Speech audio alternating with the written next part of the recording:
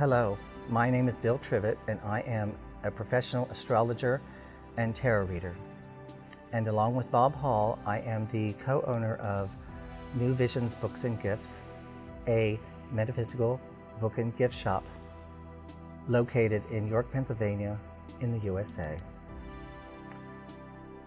I am joined by Eric C. Dunn, my dear friend of 26 years, who is the artist and creator of Tarot Illuminati. Even before it was published, it had taken the world of tarot by storm. This masterpiece is destined to become a classic tarot and take its place in tarot history. Tonight, Eric and I are here in the beautiful and sacred environment of New Visions Books and Gifts to share the inspiring story of Tarot Illuminati.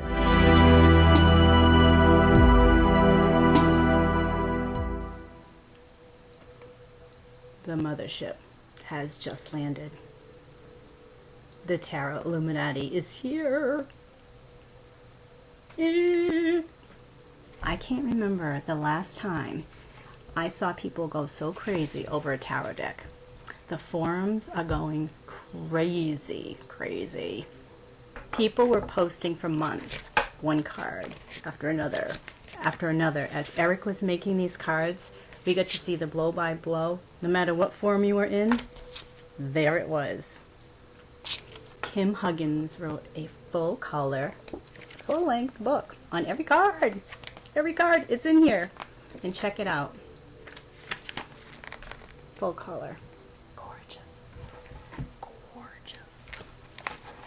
Gold. There's gold in those cards. Gold gilded edges. Every image is so packed with stuff, is so real. That's Eric right there, the artist who made the cards. That's him. Every suit of cards brings you to a different culture. I feel like I am in a gothic novel. Isn't that fun? Look at that. That's great. I love this card. Sizzling sunsets. Look at that. Luscious honey evening skies. Look at her. She says, "Don't touch me." She's beautiful. Card backs as rich as their fronts. Look at that. Gold. Wonderful. Did I mention there are bold gilded edges? Look at that. Look at that sparkle. It's like wearing jewelry. I want jewelry of this deck. Eric, make jewelry of this deck. I want earrings. I want a necklace. I'm Marcus Katz, the author of Tarosophy, and with co-author Tali Goodwin, the author of Around the Tarot in 78 Days, and we were delighted to feature Tarot Illuminati, both the High Priestess and the Queen of Pentacles, on the cover of Tarosophist International, which is the world's leading tarot magazine. Eric's deck is the only deck that has appeared on 2 issues. Eric's figures and landscapes form light, and they are created out of light into hyper-real situations, hyper-real characters, and hyper-real environments. As a result, it provides a visionary deck for the 21st century, and is probably a keystone for many of the decks that will come to follow it. Whilst it is also interesting that it is based on the Waite-Smith symbolism, one of the interesting things is the story of its creation, because in our research for Secrets of the Waite-Smith Tarot, we've uncovered a lot of material with regards to the collaboration between Waite and Smith. This is replicated in a magical sense in Tarot Illuminati, because Kim Huggins, one of the authors and teachers within Tarot Professionals, has worked with Eric in order to provide a companion book under an incredibly short amount of time. However, in itself, this has created a unique and astonishing companion book for Tarot Illuminati itself.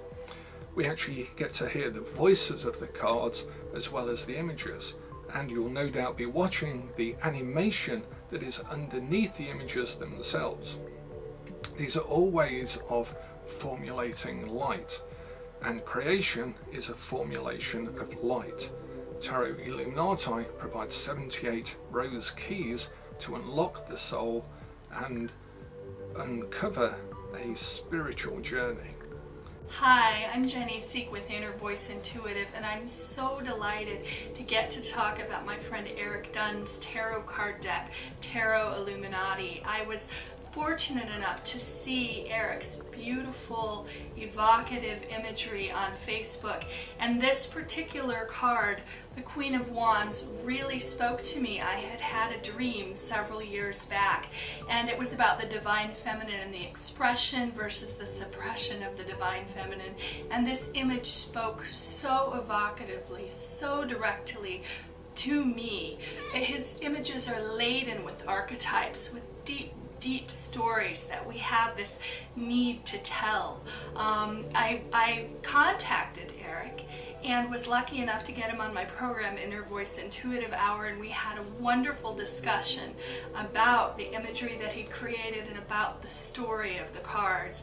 And I'm telling you, this deck is so beautiful. It is so symmetrically complicated, sophisticated imagery. It is so colorful, and it is just like all of these images were pulled from different periods in time and different parts of our past ancestry. So one of the other things that I wanted to mention about this deck is the beautiful way that he deals with the four suits, wands, cups, swords, and pentacles, and how he crafts them around different cultural icons. There's a different culture that is illuminated in each one of these elements, and that is just that adds so much more depth and so much more story to these cards that are already so evocative and so beautiful.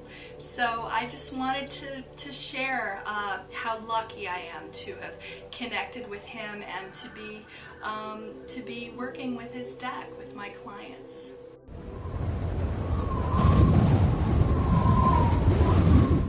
So Eric, how did you begin your tarot journey? Oh my gosh, 26 years ago. Wandered into this little kitschy new age metaphysical bookstore on this what at the time was a street filled with all these really great little galleries and kitschy little shops and stuff like that. Wandered in and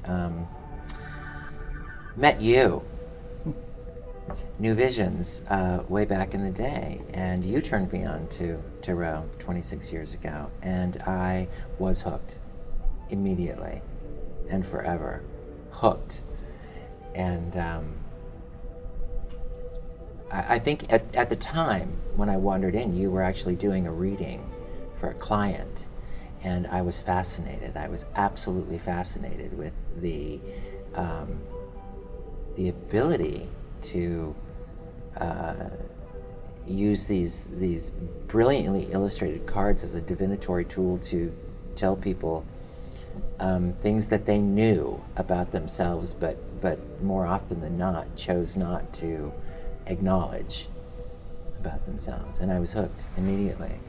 And it was the art aspect of it, it was the divinatory aspect of it, it was I was hooked. And you had never been exposed to tarot until that moment? Other than old black and white movies where the gypsy pulls out a card this big by this big and throws it down in front of the camera, and it's so ominous, and it's always the death card. Other than that, the werewolf movies and other than that, no exposure whatsoever. I don't think I ever realized that, or even stopped to consider that it was this ancient and respected and worthy form of enlightenment. So what did you do after I introduced you to tarot? Well, I think I asked you a lot of questions. about various decks, and I mean, because there was a whole plethora of decks in this wall unit, just deck after deck after deck after deck. And I immediately gravitated towards the artwork and probably perhaps the more Baroque artwork, the decks that exemplified that, like What was your favorite? medieval Scapini, the medieval I see it. Scapini. Do you? By far, and to this day, my favorite deck. Well, aside from my own deck, it's my favorite deck produced by or illustrated by someone else is the medieval Scapini. I just think it's glorious. But there's a lot of them. But yeah, I think I was gravitating towards a deck based on the artwork, and you very, very wisely steered me to the Rider-Waite. So this is where you need to start. Right. This is the beginning, not the finish line, but the start line, and that was a really wise thing for you to do. So that's where I went, and then of course, without you looking, I probably acquired a whole bunch of really gaudy decks, and but yeah, that's where you steered me to begin my journey, and that was the right place. Absolutely. So tell us why you decided to create Tarot Illuminati. Well,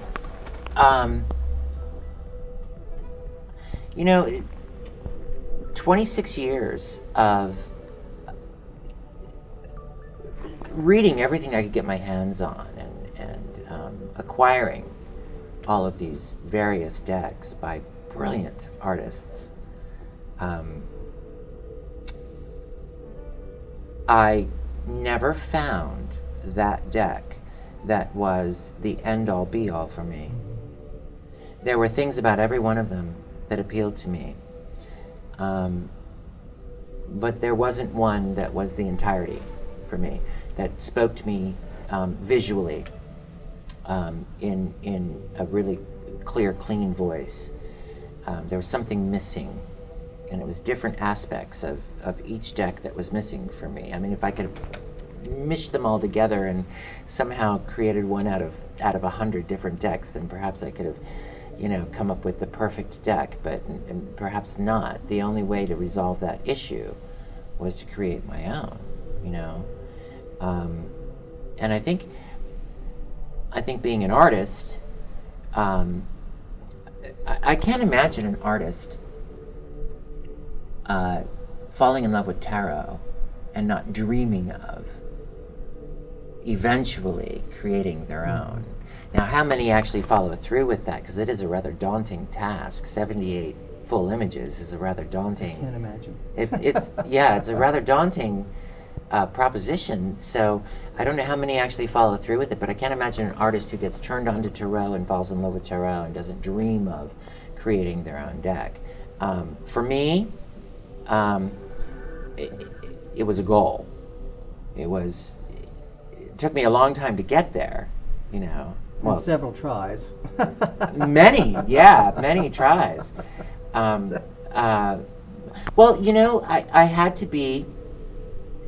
I had to find myself at a place in my life where it wasn't me making a concerted effort to create this deck, but this deck telling me it's time to freaking manifest, pull it together as an artist and produce me, is kind of the way it happened. And it took 26 years to get to that point. The business of living kept getting in the way, right. As it does for everyone. Mm-hmm. The business of living kept getting in the way, and I would go out. You remember this very, very well.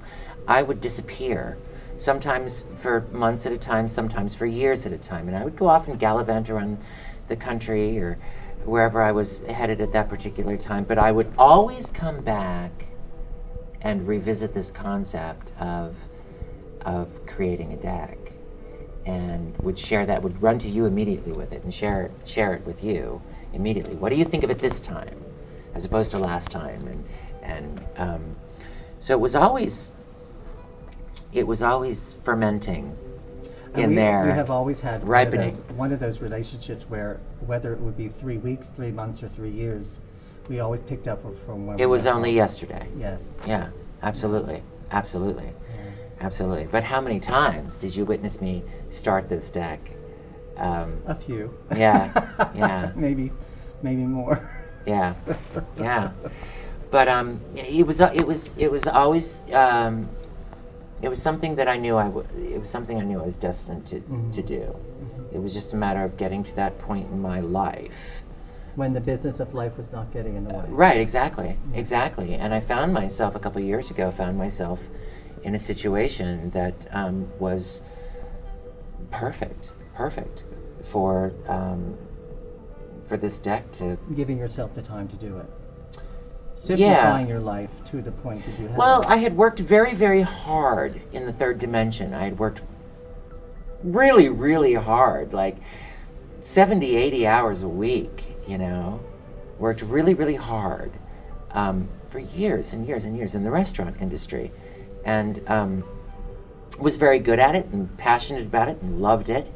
But finally got to a point where my work paid off to the point where I could come home and buy a home with my studio and my gardens, and the only thing demanding of my time at that point was my animals and my gardening and tarot. The other thing I'll mention, just backing up a bit, that I didn't really realize this, that that very day when you came into the store and you were distraught and you had lost your job and so forth. Oh God. And it took a single phone call from me. Yeah. And your career kind of swiveled into a menagerie of success, Yeah. And I'll never forget that. You said to me a number of times, if you could make it in Manhattan in the restaurant industry, absolutely, you have made your mark. Absolutely. And you did. Absolutely. And what is that? That's another story. We'll do another video on that. Yeah, right. So, yes, you quite accomplished quite a number of accomplishments. I did what I set out to do. So why is Tarot Illuminati Rider-Waite Smith based? Well,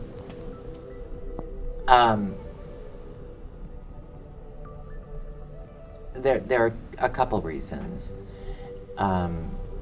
First of all, one should understand and respect the wisdom of our revered ancestors in tarot. When I created Tarot Illuminati, I was not trying to reinvent the wheel. Why would you? The wheel is a perfect functioning device, as is tarot. And I think Rider-Waite Smith, which probably should be Smith, Waite, Rider. Yeah. It's a proven system. It's also the most widely respected and taught deck on the face of the planet. There's no disputing that. So, as I said, I wasn't trying to reinvent the wheel. Why would you? It's absurd. I was trying to respect the wisdom of the Rider-Waite Smith, but recreate it with my energy, my vision, and my artistic style, and honor the Rider-Waite Smith at the same time, and therefore making it accessible to everyone, from the novice who's just beginning with tarot to he who's been reading for 31 years. 31 years, It was the logical path for my deck to take. And you know, on that note, when I was creating the deck, long before it was ever complete, and there were some images out floating around in the universe there, and I heard here and there it being called a Rider-Waite clone, and I took such personal offense to that. And I was discussing that with this brilliant woman in New York that I met through my artwork, who explained to me that she sees it as pulling from the same DNA pool as the Rider-Waite Smith, you know, and respecting its ancestors in the Rider-Waite Smith, but bringing it into the 21st century and embellishing it with my own particular vision and persona. So, Well, I think that in the early stages when you were wanting to create a deck, I think I suggested that you make it Rider-Waite Smith based. well, absolutely, Because- and rightfully so. Because of my own selfish interests. Because I have been reading with the Rider-Waite Smith deck for all of my life, even Right. the very reading that you had witnessed ago. Right. And so it was. And then when I actually got your deck, the transition was easy.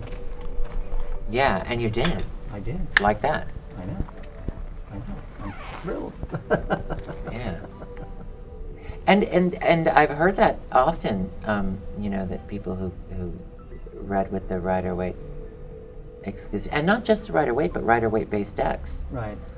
have kind of, and they've been reading with this one particular deck, this favorite deck, for the longest time, have suddenly set that off to the side, and now they're reading with the Illuminati. know. My God, it's the most humbling. I witnessed that.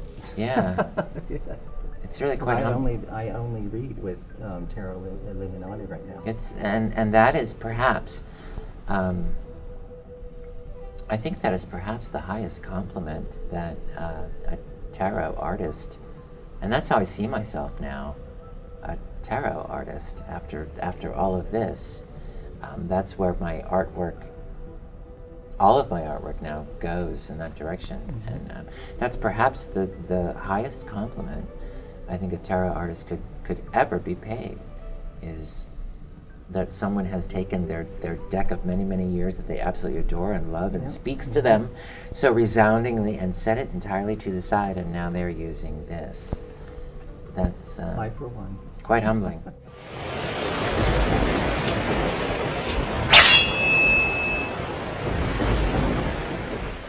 I think, like a lot of people, I was just blown away by what I saw. I mean, I don't think it will take this deck long to become a classic. It really is something quite special, and the images really hit me between the eyes. I think probably more than anything else, I think it was the combination of tradition with Eric's incredible imaginative vision. I would so love to be able to step inside his mind.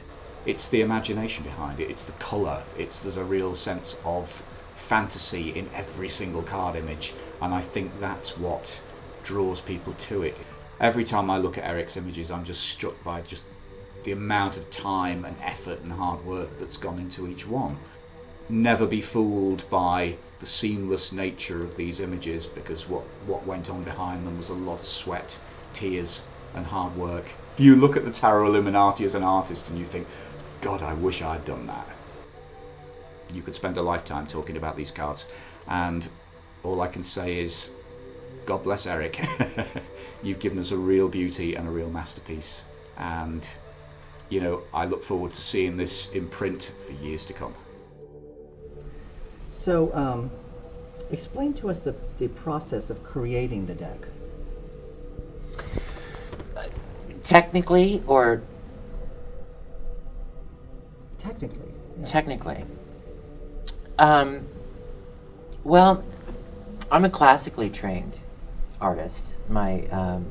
my mother is a brilliant illustrator. My father was a brilliant sculptor. So, and my older siblings, my two brothers, are also wonderful illustrators. So, from before I could probably hold a fork, I was holding a crayon or something to illustrate with. And I was blessed enough to have parents that made sure I had a formal understanding of the things that are important: composition, color theory, anatomy. And I was trained as a formal traditional artist my entire life. It was only recently that I discovered the digital medium and fell in love. But much like my first experience with tarot, my first exposure with the digital medium was the same kind of thing. I thought, oh my God, there isn't anything that I can picture in my mind that I can't recreate using this brilliant medium. But there was a lot of learning, a lot of retraining and learning to do, because I'm not a very tech savvy kind of guy. So in the creation of the Tarot Illuminati, it's a compilation of traditional artwork and the digital medium. All of my cards start as a pencil illustration for composition and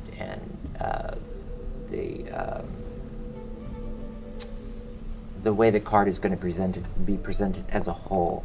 I do a thumbnail sort of sketch series on each card, and then I move into the digital medium, and sometimes that means scanning my original pencil sketch into the computer and then painting upon that. So it's a compilation of different techniques, from digital illustration to digital painting to photo manipulation. There are a select few cards in this deck that are actually representative of very important people in my life, and that's where the photo manipulation comes into play. It allowed me the ability to actually pull these people from my actual life that were incredibly important and incorporate them into characters in the deck.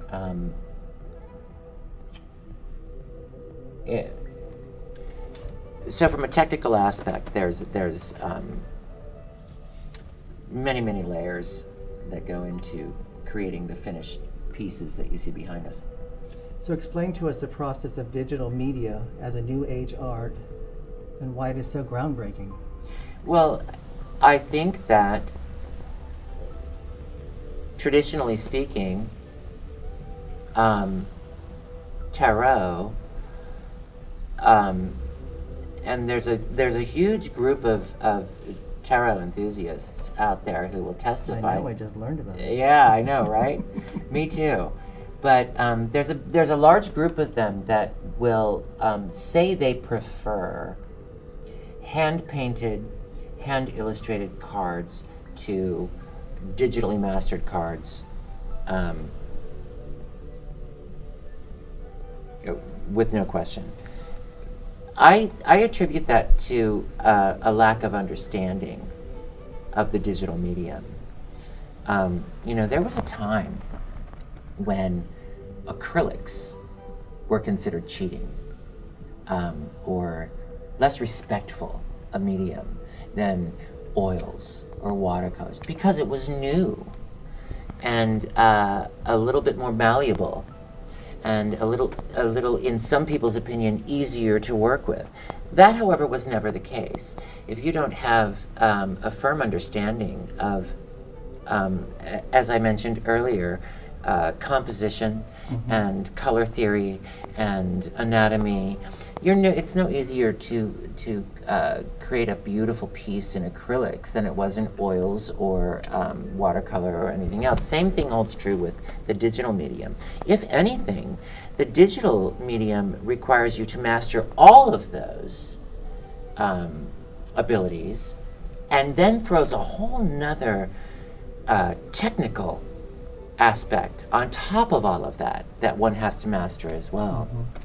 So I think that it's groundbreaking in that it's still very new, you know, it's still very new, and we're only recently,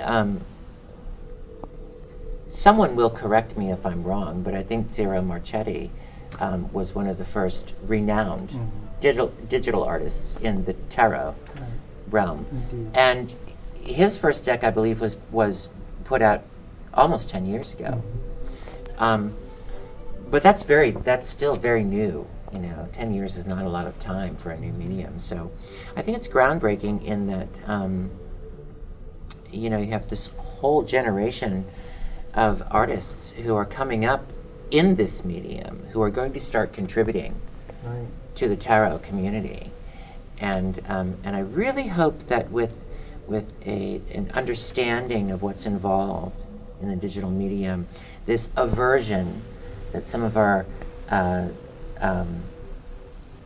more old school tarot enthusiasts have, I hope that they'll start to step away from that aversion to the digital medium and start to be a little bit more accepting of this as just another medium of expression, and see what it potentially has to offer and contribute to the tarot community as a whole.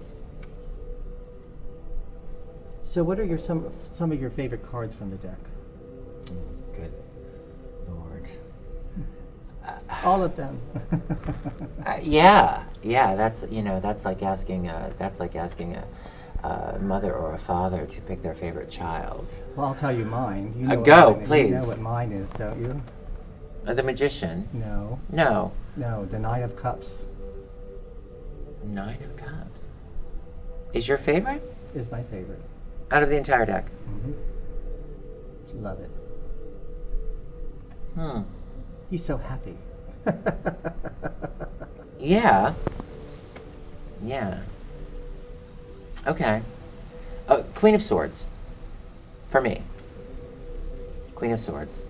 Well, she's the one that you have been, most of your decks, you've always started with the Queen of Swords, so. And apparently you started with the Queen of Swords on this one. Yeah, I have always started with the Queen of Swords, and for the life of me, I'm not quite. I remember your first Queen of Swords. Yeah. And then the 5 that followed.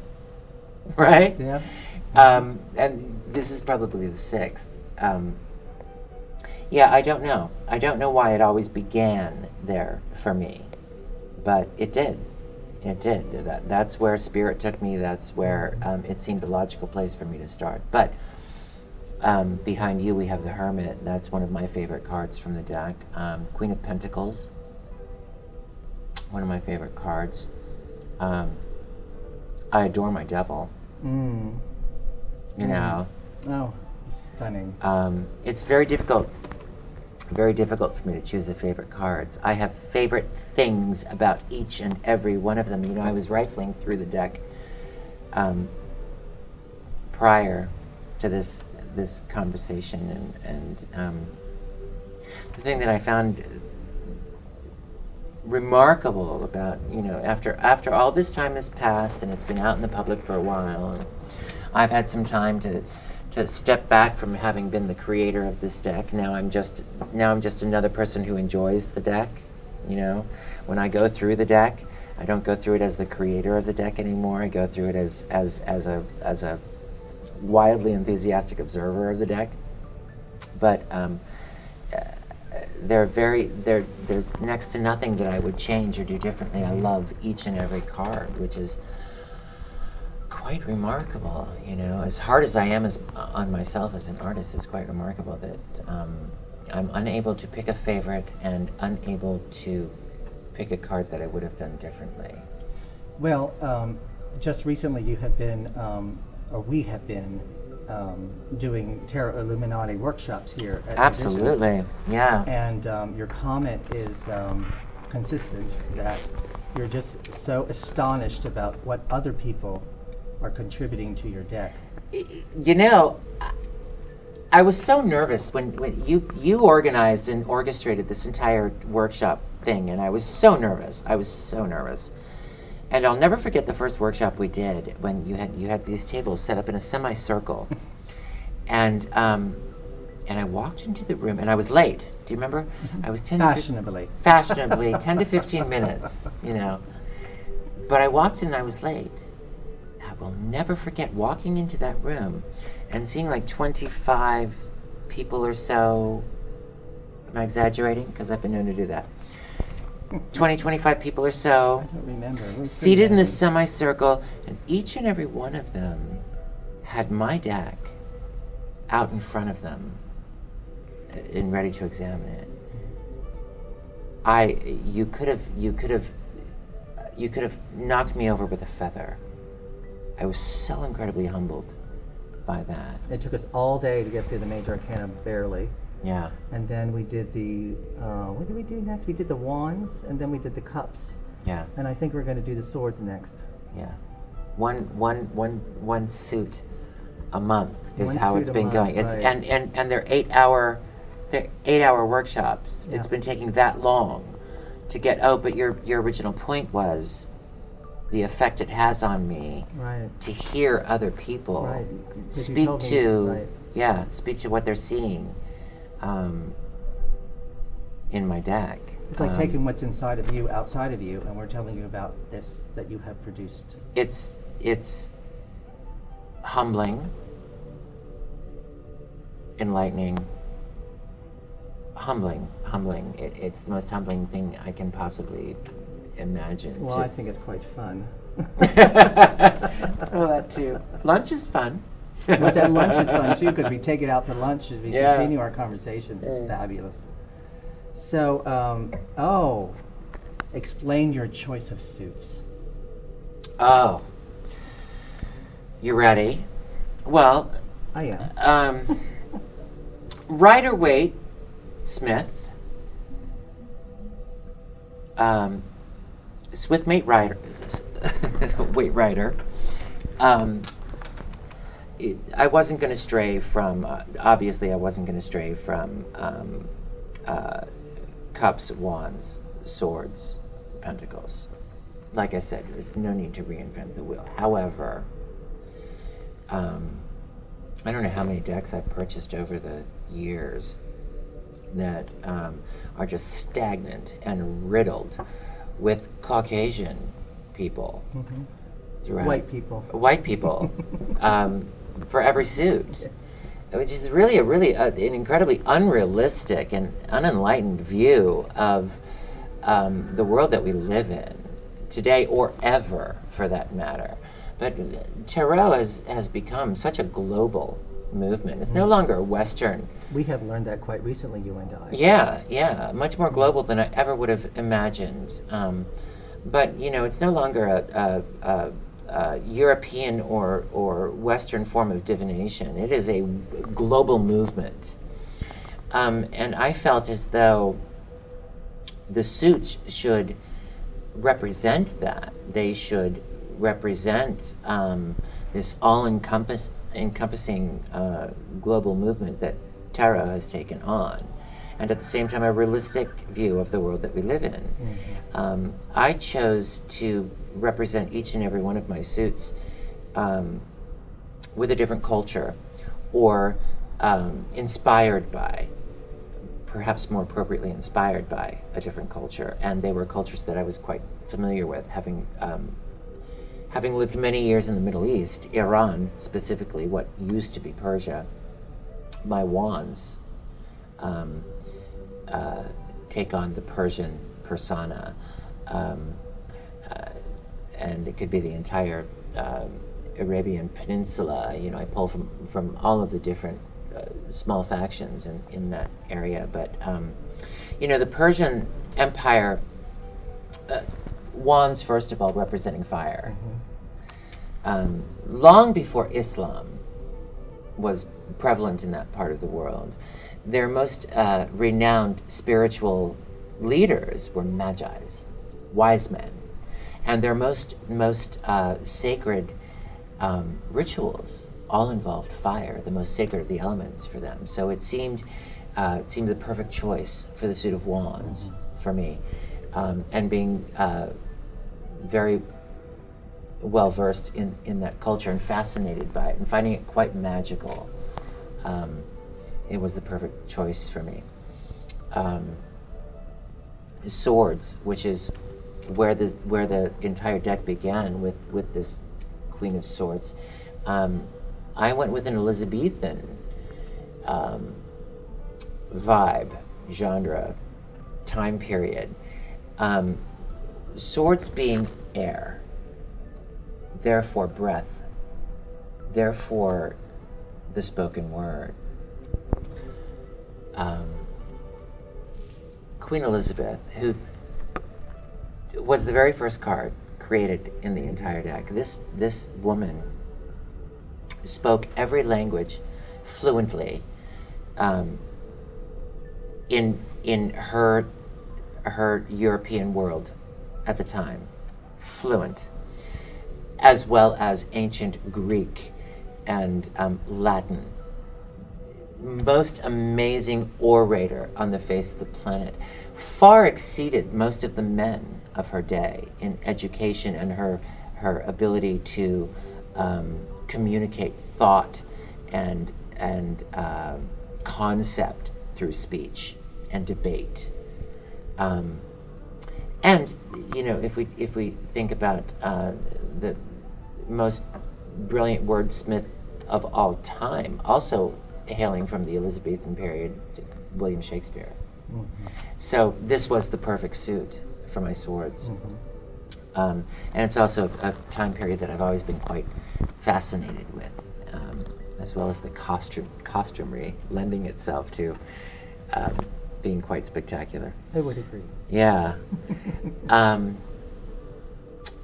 Pentacles being the earthbound suit, dealing much more with things in the third dimension, things on this plane, monetary issues and issues of wealth and also deprivation and things like that. I thought in terms of the Asian or the ancient Chinese empire, and thought about the fact that the first Chinese emperor took all of these warring factions and managed to pull them all together into one united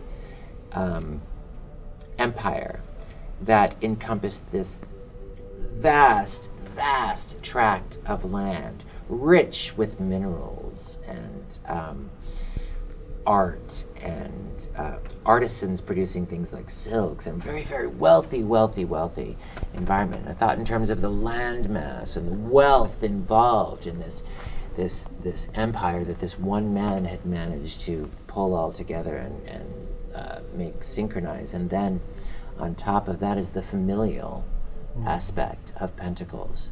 Pentacle speaks really, really strongly to our ancestors, right, and those who come after us and those who've gone before us, and great respect for that. And the Asian culture speaks to that as well. They don't have old folks' homes in China. Right, they take care of one another. They take care. The children take care of the parents and the grandparents and so on and so forth. So that was the perfect civilization to inspire my suit of Pentacles. So tell us about the cups. Yeah. Okay. This is the only suit. This is the only suit that I couldn't find a culture that exemplified what the suit of cups means for me. Cups are emotion, unconditional love, this outpouring of emotion and unconditional love, and I couldn't find a culture on the planet that those were their main principles. Those were the principles that they lived and created law by, and were successful in doing so. So I had to create my own. Tibet, perhaps.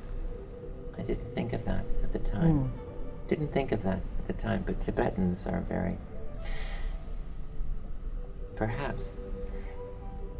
But then that would have been too similar to Pentacles. So I created my own. I created a race of beings that I felt exuded emotion and unconditional love. And in the process, I think they kind of took on an elven sort of... Right. That's what I get from it. Yeah, I think they kind of took on that elven thing, which is perfect. I agree. But that's a race I had to create because I couldn't find them anywhere. Right. So I know that you created your deck for yourself. So how did it get out into the world? It's interesting. When I set about this journey of creating an entire tarot deck, again, a very daunting proposition. One that I know, 78 paintings. Yeah. It was a personal journey. It was me creating the perfect deck I could never find or I could never acquire. Publication and releasing it to the world wasn't what I was thinking about. It was a learning tool in a lot of ways.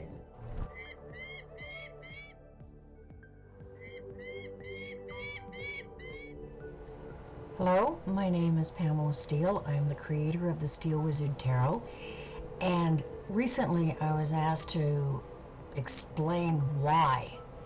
When I first spotted the Tarot Illuminati on Facebook, I felt the need to follow the cyber trail and explore further. Well, the card happened to be the High Priestess, and if you know anything about tarot, you know that she's inviting you to look deeper into the mysteries, to look beneath the surface and explore. Follow your instincts, explore. So I did. I followed the cyber trail to DeviantArt and explored, of all things, his amazing portfolio there. And as I looked, I realized that he was sort of doing the images, the cards, as they appeared to him.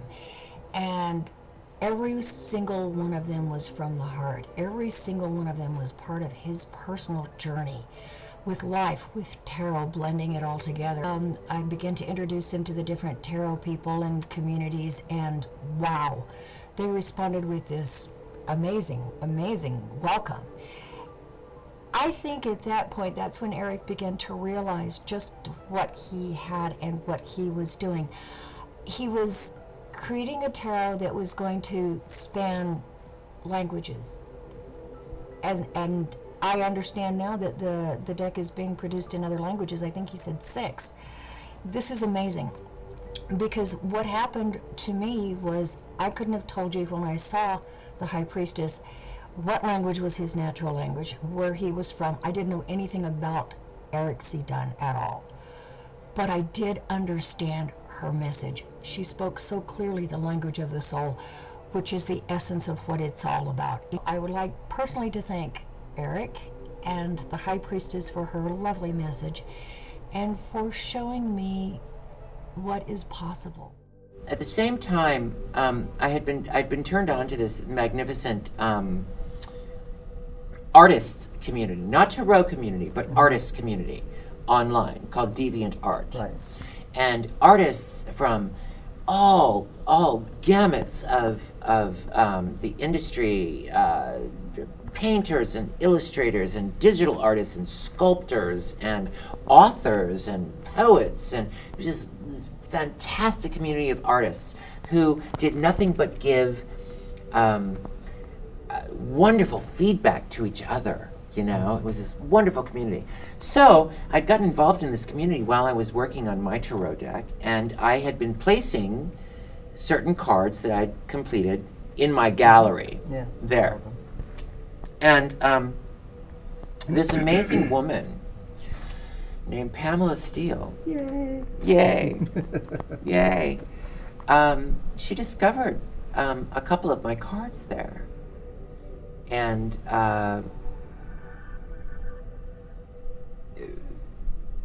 contacted me and was so excited and enamored by my artwork, and we started this conversation, and I was just so impressed with her immediately, spot on. And we started this conversation about how I apparently I'd had enough of a body of work in terms of tarot images that she knew I wasn't a one-hit wonder, and that this was something I was serious about, and that I was creating this deck. And I explained to her that, you know, I was creating a deck for myself, kind of thing. And she was the catalyst.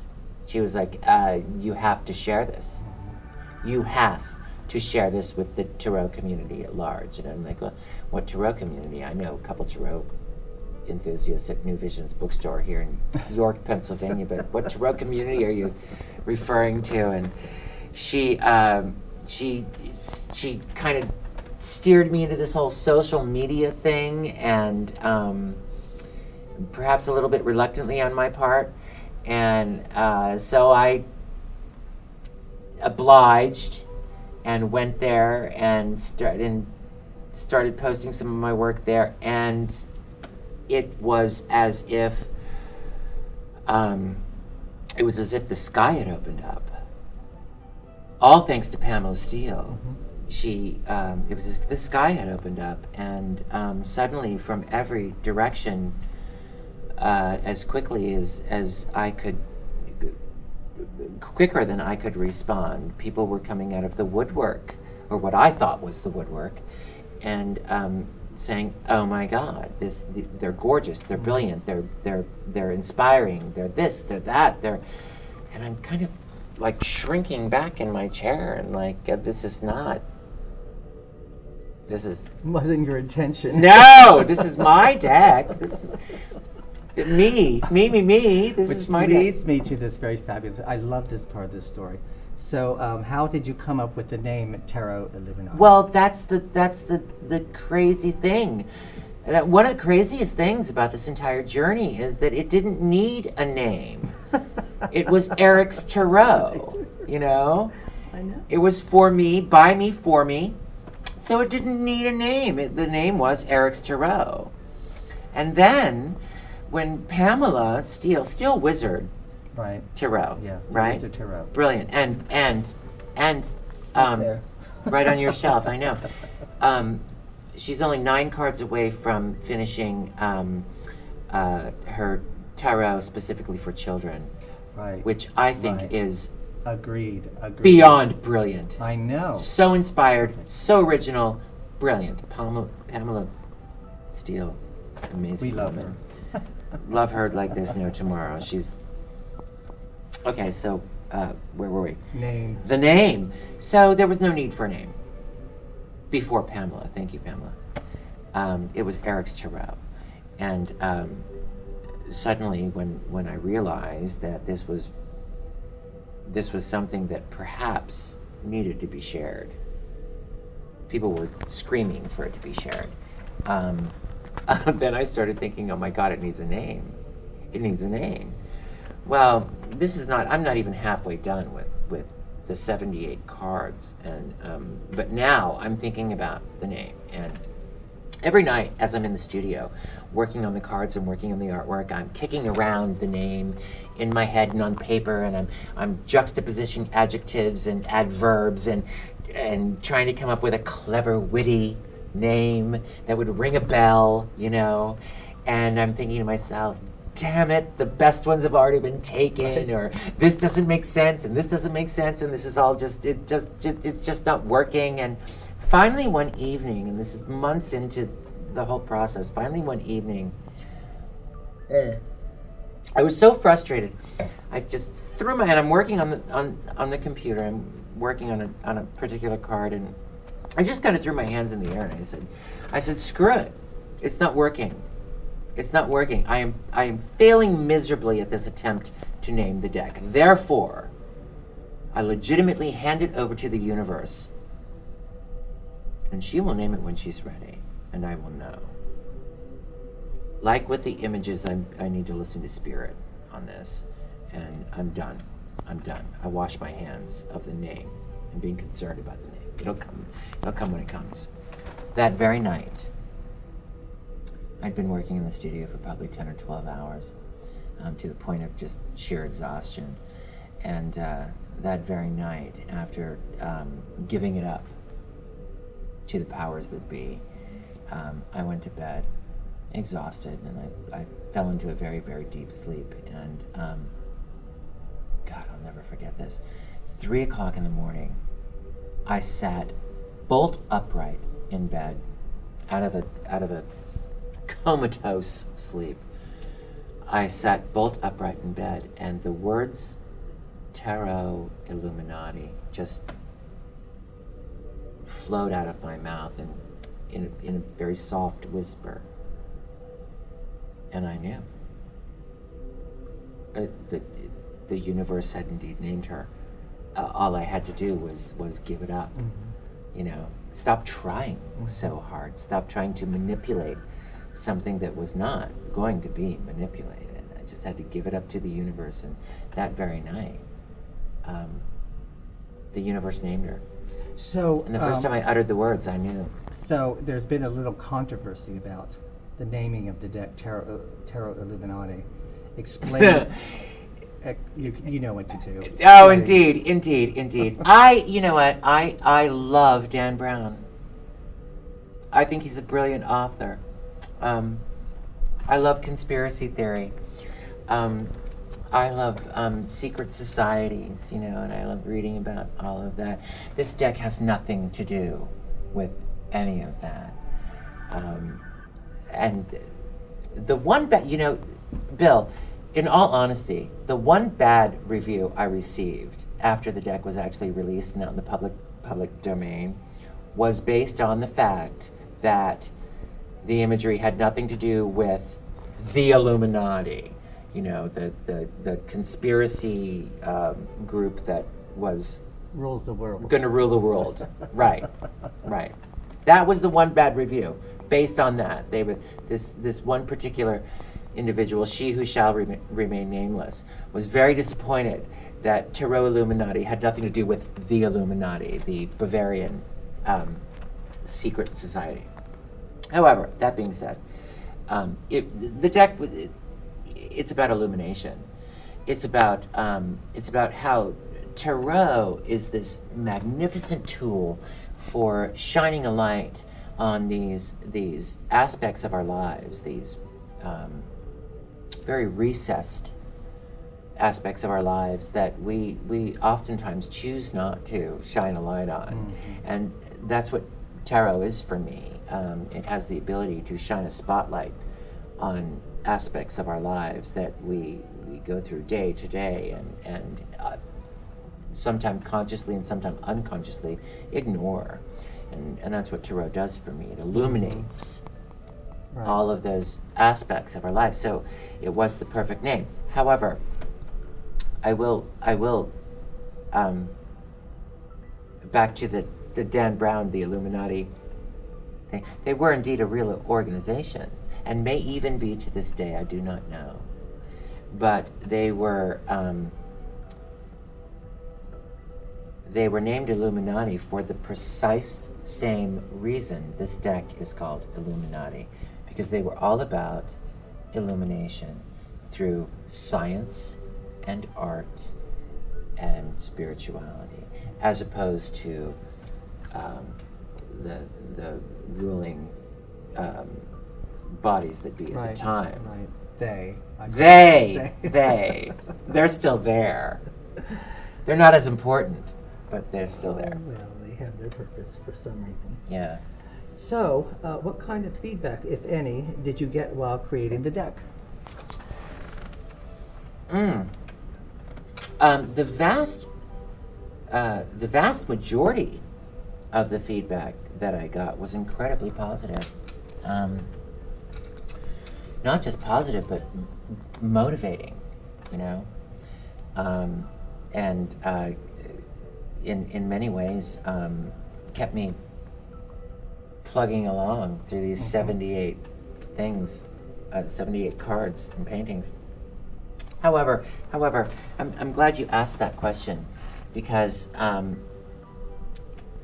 about halfway through this process, and I think this is an important thing that needs to be spoken to, and I think a lot of people in the tarot community, artists, publishers, authors in particular, are a little hesitant to bring this issue up, but I think it's important that it's laid out there on the table. You know, about halfway through the process of creating my deck, I received an email from a woman who goes by the name of Tarot Lynn, and she had also discovered my work on DeviantArt, and she's a lovely woman. She's a lovely, lovely woman, and she sent me an email one night saying, I think you need to be aware. This thread about your deck is going on this particular website. It's being discussed, and she sent me a link. And I thought, oh, how exciting, let's go and investigate. And what I found was actually quite disheartening. There was this small group of people whose names shall never be mentioned, who were not critical, because constructive criticism is something that every artist learns to accept and appreciate and pull from the positives from constructive criticism. This is not what that was. This was these were attacks. These were personal, venomous, unfounded attacks on my work, my artwork, in a really, oh my God, a venomous, spiteful kind of tone. So how did that affect you? And way. I'll tell you, if I had been creating this deck with the idea of publishing it, with the intent of publishing it, I probably would have stopped right then, right there, thrown it into the trash bin, and said, enough. I'm not wanted. Because I was creating this deck for myself, that wasn't an option. And what these few individuals were saying was hurtful and painful to hear, but I didn't stop the pursuit of creating my deck because, again, it was for me. It was my personal journey, and it didn't really matter what they said, other than being personally hurt by the fact that anyone in the tarot community at large would put their boot on your throat. Put their boot on my throat. It's as if they wanted me to stop right where I was. Right. And they were very catty and unkind. They were very unkind. And as I said, constructive criticism, I've always viewed constructive criticism as just that. There is something to be gained and something to be pulled from constructive criticism.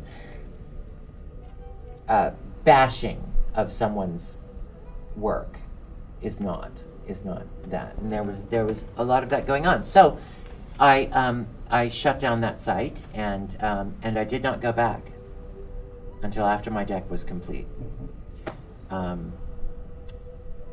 I found it distracting and hurtful and actually quite painful, and I took it very personally. And it's funny because I did respond to one of these women in particular who had all these nefarious, awful things to say about my work, and I responded to her in particular, and my response was my favorite quote of all time, originally from Oscar Wilde, and it's may I say it?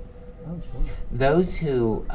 Those who find ugly meanings in beautiful things are corrupt without being charming.